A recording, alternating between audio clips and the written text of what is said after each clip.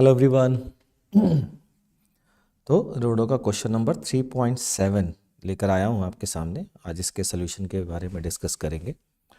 इस क्वेश्चन में point charges Q और माइनस Q लोकेट हैं vertices of a square with diagonal 12 as shown in figure. Find the magnitude of the electric field strength at a point located symmetrically with respect to the vertices of the square at a distance x from its center।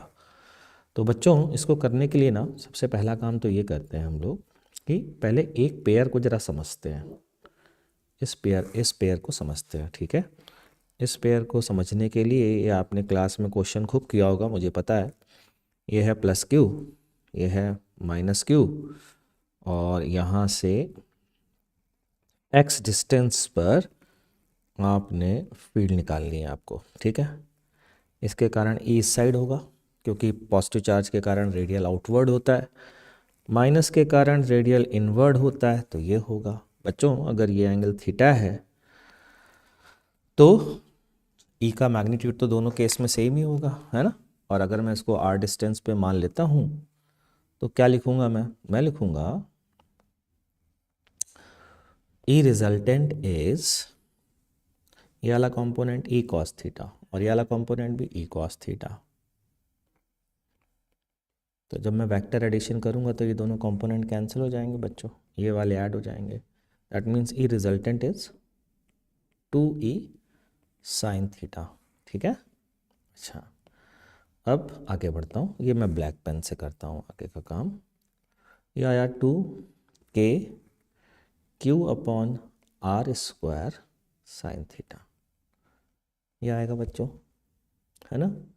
चलिए R की value put करते हैं, R की value put कर देते हैं। तो resultant का डायरेक्शन डाउनवर्ड आया। डाउनवर्ड का मतलब क्या है? डाउनवर्ड का मतलब ये है प्लस Q और माइनस Q के प्लेन में, प्लस Q और माइनस Q के प्लेन में parallel to the line joining, parallel to the line joining plus Q and minus Q and towards minus Q। इसको इस तरीके से बोल रहा हूँ, कुछ रीज़न है जो थोड़ी देर में समझ में आ जाएगा।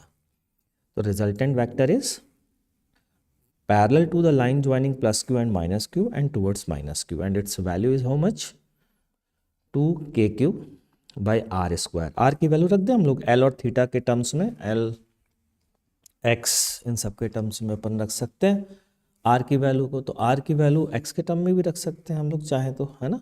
कितनी आएगी बोलो? R की value R square L square plus X square. और साइन थीटा की वैल्यू बच्चों कितनी आएगी? परपेंडिकुलर अपॉन हाइपोटेनस होता है ना भाई, तो L अपॉन, तो इसकी पावर कितनी हो जाएगी? रूट आएगा ना इसका 3/2। ये आ गई फील्ड। देख लीजिए आराम से, तसल्ली से। क्लियर है जी? ठीक, अच्छा। तो यहाँ तक हम पहुँच गए। अब चलिए इस क्वेश्चन पे आते हैं। इस क्वेश्चन में जब मैं सामने से देखूंगा बच्चों, ध्यान देना भाई, जब मैं सामने से देखूंगा तो अभी अभी मैंने जो बात की है, इस प्लस क्यू और इस माइनस क्यू की वजह से जो फील्ड है बच्चों, या ले प्लस क्यू और माइनस क्यू की वजह से जो फील्ड है वो याद करिए एक्सिस पर किधर की ओर होगी? प्लस क्यू और माइनस क्यू को मिलाने वाली लाइन के parallel and towards minus Q. ये होगा एक ER, जो ER हमने निकाला है, ठीक है। दूसरा वाला फिर से प्लस क्यू माइनस क्यू होगा कि नहीं होगा बच्चों? एक ये वाला प्लस क्यू और ये वाला माइनस क्यू भी होगा।